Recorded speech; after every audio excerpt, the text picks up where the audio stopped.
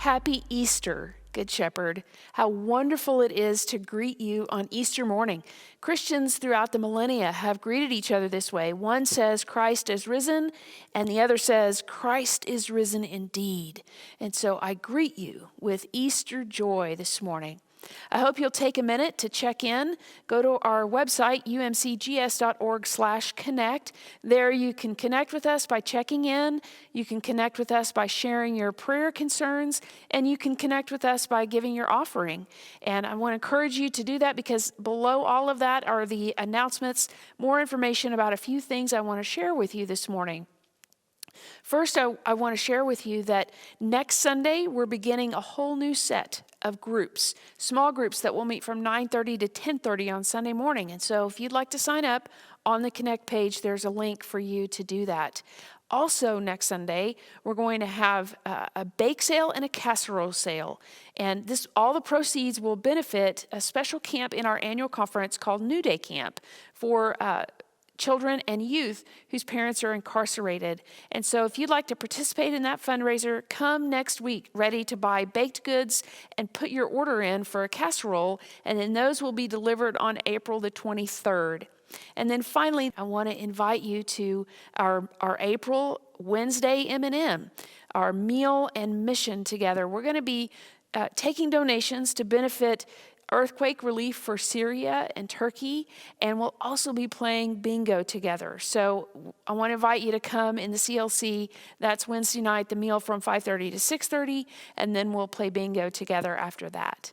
Again, so glad you're with us on this Easter morning.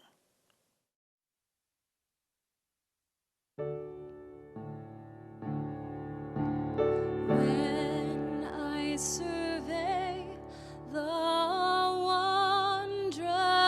cross on which the Prince of Glory died, my richest gain I count but loss, and pour content on all my pride.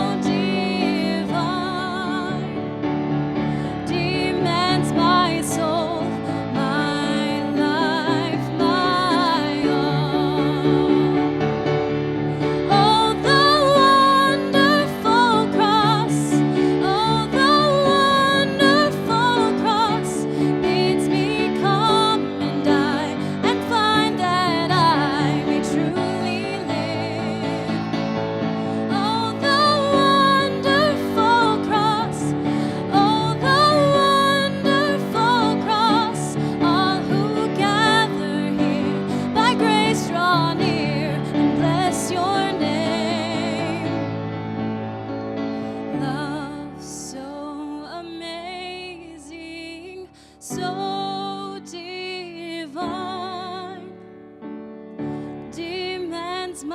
soul, my life, my all.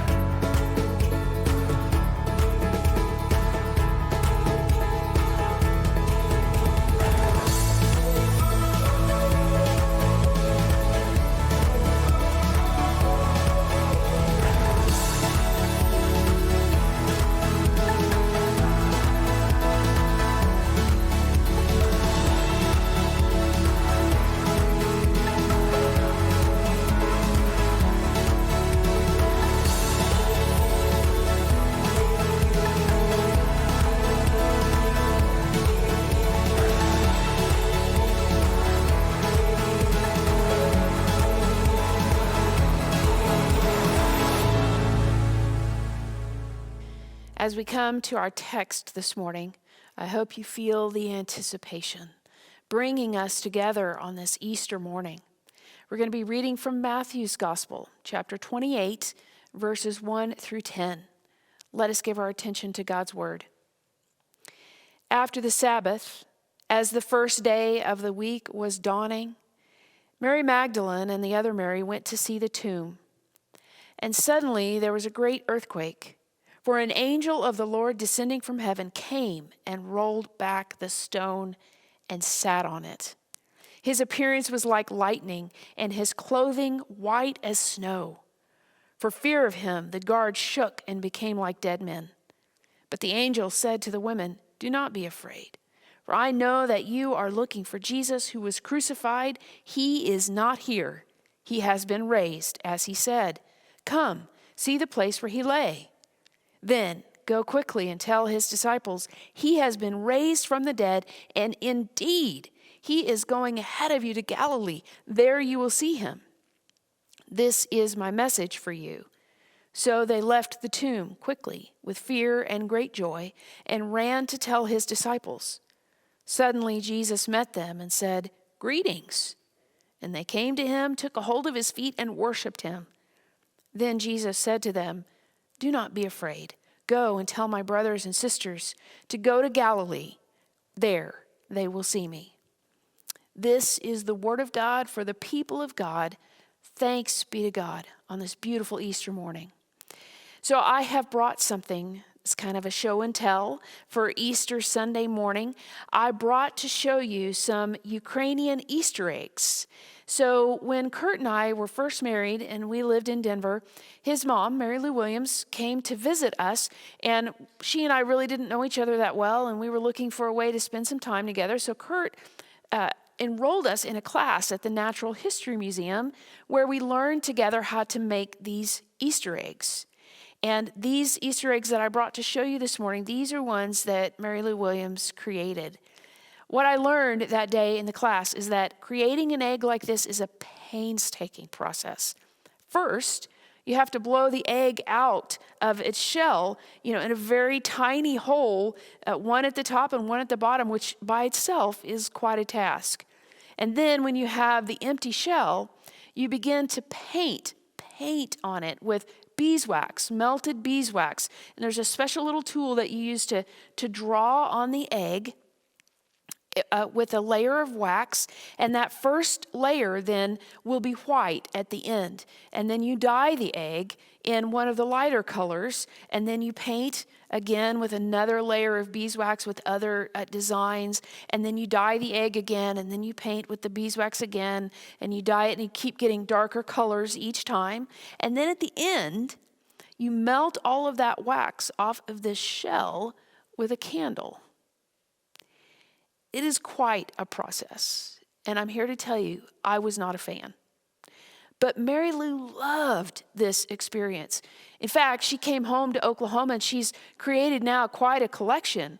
And when she passed, they were still in her home, and Kurt and I brought those back, and now they belong to us. Friends, this morning I wanted to be able to share with you about these Easter eggs, because this was something that Mary Lou loved to share. Her love for creating these eggs, she wanted to be able to share with other people, especially those who were younger. Today, we're going to be in the garden for the very last time, and I want you to know it's Easter Sunday. So as we go to the garden, we're looking for those vine-ripe tomatoes, and we're looking for the beautiful sweet corn and the potatoes that taste like earth, the beets that are a deep purple hue. We today are experiencing this gift of new life. These Easter eggs represent for us a gift of new life, and so does this beautiful produce from the garden. So these Easter eggs that I brought to show you, this is a tradition that Ukrainian elders pass down to their children. And so many times Ukrainians have had to flee. And so now many places in the world get to experience this. This is something that the elders teach to the younger ones. And what I've discovered is that when an elder teaches a novice how to do something, there really is an example within that of resurrection, of this sort of teeming of new life that happens. And so I want us to dig into that just a little bit more, because whenever an elder teaches a younger child how to do something, I want to remind us of the possibilities that open in that moment. Most of the time, children will go into an experience thinking, oh, I've got this, I know how to do this, and then they realize that they don't, right? And they look to the older person, and when that older person is able to say, it's okay, you've got this, you can do it, then they are able to discover new possibilities. It's like a new vista opens up for them in their life, and that really is an example of resurrection. I mean, consider when the women went to the tomb, friends, they discovered what they went there for initially. Their purpose was to anoint Jesus. They thought they were going to anoint him in his tomb. But what they discovered when they were there was a brand new possibility, something they had not even considered before. And it was such good news for them that then they had to run and share it with other people. And so I want us to consider this morning how this idea of opening up to new perspectives, considering something that hadn't been there before, might be an example of resurrection for us. So when an elder begins to teach a child something that they did not know how to do before, that is a gift. It's a gift that's given both to the child and also to the older person. In Ukraine, I shared with you already that the elders teach the children how to make these eggs, but they're teaching them so many other things when you think about it. For one thing, they're teaching them to be patient. They're teaching them to be gentle. They're teaching them to imagine and to create, and the beauty of that this child is able to create their own egg, something that will probably even outlast them, something that they can show perhaps even to their children when they're teaching them how to create an Easter egg like this. And I would say to you that I think engaging this kind of an elder teaching a child how to do something, that is becoming a lost art. I would ask you, for those of you who would consider yourself to be in the category of elder, how many of you do this with children who aren't your grandchildren? Children who just are a part of your life with one connection or another. I mean, surely some do. But my observation has been that we are losing the ability to have this kind of time. Elders to children, teaching them a new skill, a new way to experience the world, teaching them that they can do something they didn't think they could do before. Right now, in almost every area of our life, kids are with kids, youth are with youth, adults are even segregated by life stages, right? We just don't have this kind of intergenerational mixing that might have been more common in another time and place. So in the reading that I'm doing for my work on my Doctor of Ministry, one of the areas where we're learning about is our neurological pathways being really sort of automatically disposed to a spiritual experience of life. So follow with me here. what we're discovering in neurological research, friends, is that we are hardwired to experience the world, relationships, and each other in a spiritual way. And the research is showing us that actually that happens most prominently for us, when we are young, when we are children. In fact, one of the researchers that I was reading said that actually you have to indoctrinate children away from believing in God. It's just a part of who they are. It's how they're wired.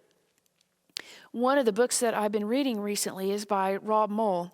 His book is called What Your Body Knows About God: How We Are Designed to Connect, Serve, and Thrive. He says in his book, children learn religious ideas more easily because they have hardwired expectations about spiritual influences in the world. That when we said children are sponges, they actually really are, particularly around ideas, feelings, experiences of God. Research also shows that the most important aspect of nurturing children in the faith is for them to be in the proximity of those who have learned to practice faith over a number of years, and that they are welcomed into that community so that they can begin to understand how God welcomes them into community, people who show them this love in tangible ways. In fact, according to Barna's research, I want you to think about how significant this is. Children who maintained their faith into adulthood were twice as likely to have had a close relationship with an adult when they were children in the church. That should really encourage us in our experience of passing along the faith to our children. So I would tell you that I was fortunate to have these people in my life when I was growing up in church. There were adults who knew my name, and when I showed up at church, they were always glad to see me, and they greeted me, and they made me feel welcome in their presence. There were adults who were patient with me in the kitchen when we were busy with a task, preparing a meal or cleaning up, whatever it was. And those adults would come in and they would help me with that. Or when we were outside doing a project outside of the church, then there were adults who were right alongside us, working with us and teaching us and helping us to believe that we could do something we didn't think we could do before. And of course, there were adults, not staff, adults who were just volunteers in the church who taught my Sunday school classes, who served as a sponsor for my youth group. And in those processes, just that sort of rubbing elbows together. It's right, it's organic. It's just natural that you are with one another. One of the beautiful phrases that I've come to use to express church is life together. Right? That's what we do. We live life together. Adults were teaching children the faith. And they didn't even know it. They just knew that they loved me and they cared about me and they wanted me to be a part of the community. And I wanted them to be a part of the community. And together we experienced the presence of God. So on this Easter morning, I want to put an image of resurrection in front of you, Church of the Good Shepherd. I want to ask you to imagine with me that by Easter 2024, next year, a year from right now, what if every adult who no longer has children in their home or never had children in their home, what if every adult without children in their home had a relationship with a child or youth in this congregation such that when they saw that child at church or they saw that young person, that student at church, they called them by name, they asked them about what was happening in their life, they showed interest in them so that that person truly feels welcome in their presence, just as that adult would hope that that child or youth feels included in the presence of God. What if?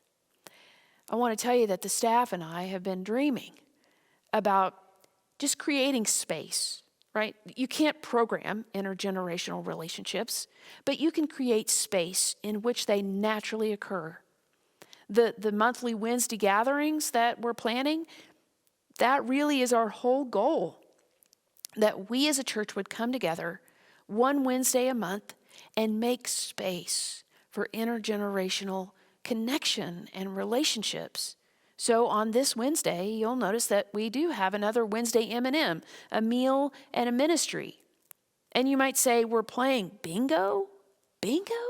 You know why? Because every age can play bingo, right? And we can sit at table together. My hope is that those who are older and those who are younger sit at table together, and they help one another in getting the bingo cards out. And if there's somebody who doesn't know how to play, it's real easy to learn. And we can just be in community together. We can have a good time. And oh, by the way, we will be supporting earthquake relief in Syria and Turkey, which is a very important ministry that we have together as a community. And so we'll just be together on Wednesday night to play bingo and get to know one another a little bit better. Then in June, we have a couple of events where we're going to invite the kids who practice out on our fields many, many days of the week, especially during the summer, to come and just be present with us and have some fun together. Adults, children in the community having a great time together. We'll also be inviting our community to a community meal. Why? Simply to create space for those relationships to flourish. I want to point out to you, friends, that church is one of the last places where this kind of intergenerational connection and contact can happen. It used to be that occurred all the time in many places in our lives, and it just doesn't anymore. And I would also point out to you that we, church, are sitting on a treasure. A treasure. We are one of the last places where this can actually happen. So the women who went to that tomb early on that first morning, they couldn't help but tell about what they'd seen. It changed them, right? Their experience in that moment, in that space, changed them, and it changed the world forever.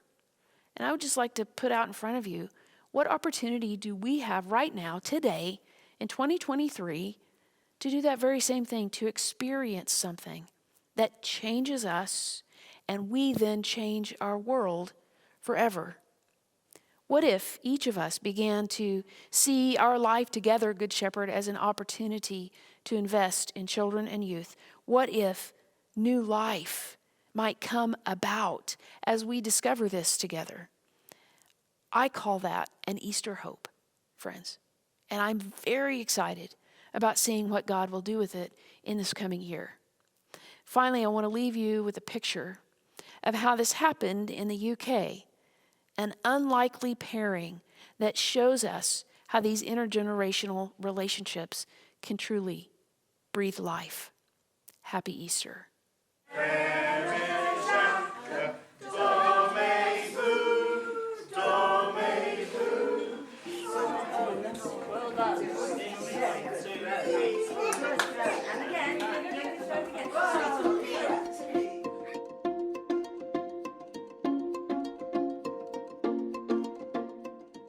It's been a big move for me, a terrific move for me. So having the children has been lovely. She came in today and she came straight to me and she said, "Hello, Anna." And she sees me every Monday morning. Martha, who's 3, and I'm 93. So, can you imagine looking at a 93-year-old and still saying hello? Very good, very good.